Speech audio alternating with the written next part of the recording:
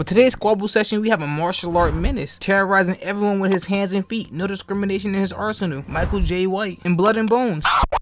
Now, I have never been to prison in my life before, and I have no plans on attending anytime soon, but I still believe in the bathroom urinal rule. Get away from me. I mean, he was warning him about the people plotting on his demise. Thank you, nigga, but move. And you touch me with your dick hands? Get off of me. Insanity. Yeah, this is why I don't break the law. I couldn't be put in this situation. Pushing me because I was walking? He was already showing respect. He had his head down. But Kimbo had the numbers, so you can't say much. Unless you want to end up like this while you drinking water. Imagine paying a guard to get your ass beat. Hands up. That's crazy. Michael took his shirt off, dipping it into some water, ready to get active, while Kimbo and his extras were talking in the back. But let's stop for a second. This man said he'd been seeing a lot of diesel men get bent over. But why the hell is he watching it like an MTV ridiculousness marathon? This freaking motherfucker loved prison a little too much. He's watching the wrong type of soap operas. The ones he watches are called soap droppers. Michael turned with a straight face and gave them to the count of 5. To do what? I don't know. He didn't even elaborate. If you're that confident, you don't need to finish your thought. What is it with antagonists acting like that at stand-up special, trying to get the crowd to laugh? Nigga, shut up and knuckle up. He didn't even get to 5 because at 3, Kimbo rushed towards him,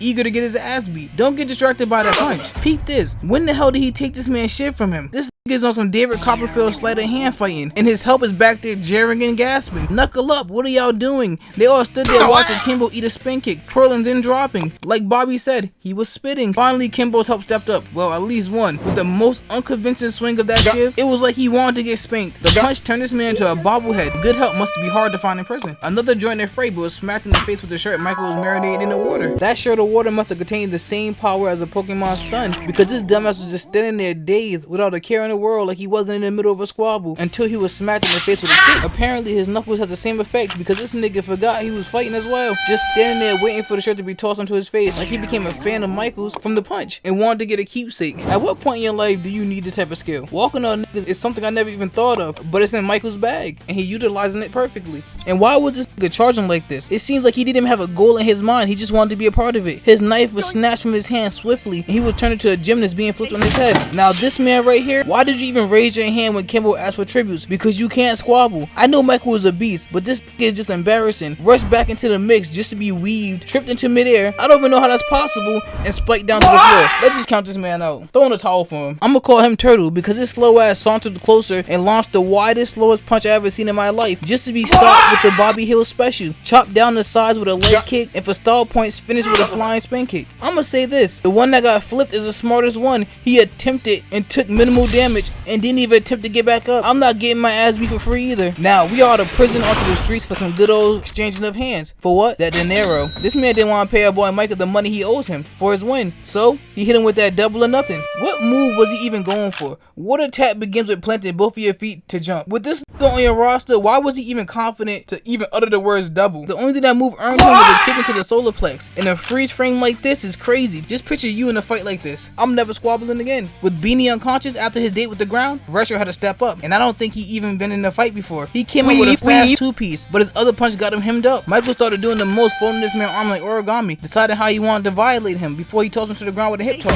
Hitting this man with an armbar in a street fight? Michael, it's not the UFC, nor are you Alberto Del Rio. He must have thought the same, because he started to use showmanship, switching position, breaking Retro's arm, having this man running his hands through his thoughts. He's in the back yelling, "Get up." For what reason do you have to get up? After receiving an ass whooping of that degree, Michael asked if he was to double up once more, and the dude sent some more, I have to say it with air quotes, fighters. Why is everyone charging like bulls with no central direction? This goofy motherfucker got flipped effortlessly. The second ate a stomach shot, flew backwards like a cartoon character, and the third waited for his turn patiently until he tasted that spin kick special Michael loves to serve. I'll say this at least, the man who charged him earlier got back up. He shouldn't have, because he charged him again, but got tripped into the air. How are they flying like this? How? Now that man owes him 20K, and he decided to do some freaky shit. Like, why are you putting the money in there? His thought process must be, he's getting a happy ending regardless. Michael started walking down because that's not gonna stop a man from getting his money. More fighters started to pour in like roaches, but they were trash. The first one walked up only to be fed a 2-piece. He didn't want to wait in line. First come, first serve. Then the second one ran up. It only took one punch for this man to stumble off screen. He walked straight to his car. This one should have followed suit. Instead, he was given a knuckled backhand. The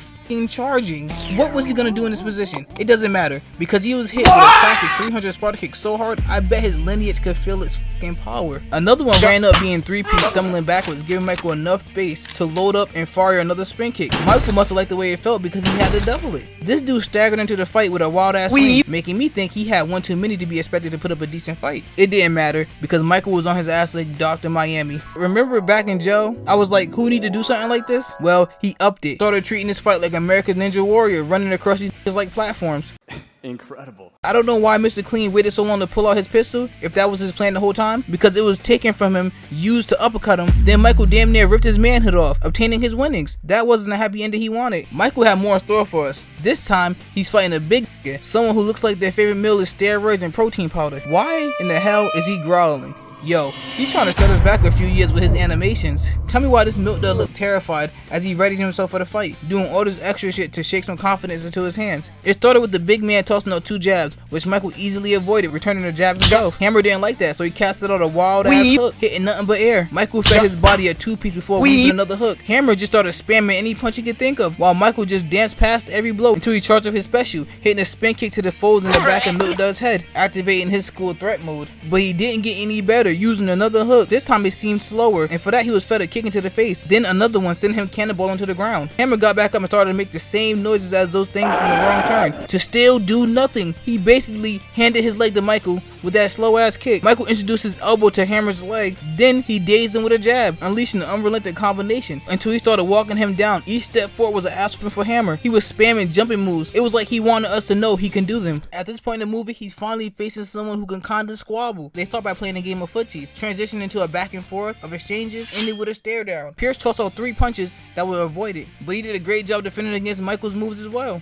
even locking his arm. But Michael returned the favor, doing nearly the same exact combination until Pierce managed to lock him from behind. Michael was the first to land a clean hit in this game of patty cake, pushing down the man's arm, feeding his face an elbow, finishing with a shoulder toss. But Price earned himself some stall points with his recovery, flipping to counter the toss. I'm not gonna lie, these old niggas seem bored. They don't look like they're having any fun. At this point, Michael and Pierce was having who can throw the best kick showcase. Michael finally started to show off the size difference. He was really in his Bradley Martin 260 mindset. He delivered a kick to Pierce's side. You can tell he felt that size 12-10 in his ribs. They were almost tenderized to perfection. Michael then intercepted 2 of Pierce's punches, spinning, providing Pierce with an elbow that stumbled him back. He experienced a real-life Mortal Kombat guard break. But Pierce decided to show us that he had something in his bag as well, taking Michael to the ground and hitting an armbar. Why did this man look so damn confused? Did I miss something? Michael's face changed. He started to lock in. He kicked Pierce in the face, breaking his hold. I don't know if this man is extremely flexible or I need to stretch, because I pulled a muscle in my leg when I tried that. Both of them kipped up into a pose. Them niggas probably tired of the showboating. They came for blood, not American Next Top Model. Michael pulled up his baggy ass pants and got ready, serving 2 Sparta kicks. I never knew they could be hit back to back like that. He's showing me something new. He then ran off Pierce's arm to hit a kick to his face, but Pierce was ready, jabbing Michael, then granted him his own Sparta kick into an Olympian spin kick. Finally, somebody stumbled Michael. That put a spike in his confidence. He took his blazer off, hoping to excite the crowd. No one cared, but he should have kept that jacket on because he just started to get cooked. Usually, people take things off to get stronger.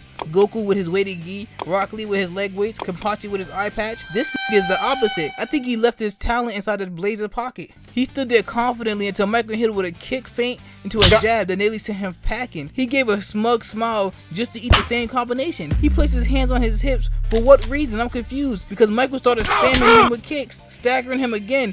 Put your hands up. Pierce started spamming work for Michael. It must work for him as well. Nope, he ended up folded in a position that you don't want to get caught in if somebody walk into your room unannounced. Pierce was done, holding his neck, looking to the crowd for confirmation on whether or not he's getting cooked. Michael launched a spin kick that sounded like it parted the air. It was a good thing Pierce stepped back, because his head would have ended up in that man's lap. I'm about to take Michael to SKA, Spin Kick Anonymous, because he's abusing that kick. A double spin kick, it worked. Look at him. He's crawling. He doesn't want any more. Look at his face. He doesn't know what to do anymore. At this point, Michael started toying with him. A punch into a lunge expelling kick. A 2-piece rocking him. Then an uppercut, spinning, putting his leg onto his shoulder to hit a hurricane around into a leg lock. But no lie, that was kind of freaky behavior, Michael. Imagine a big ass man just drop his leg on your shoulder. Like, what is that? I know people put their hands on people's shoulders to show them they're touchable. I never heard about no splits onto somebody's shoulder.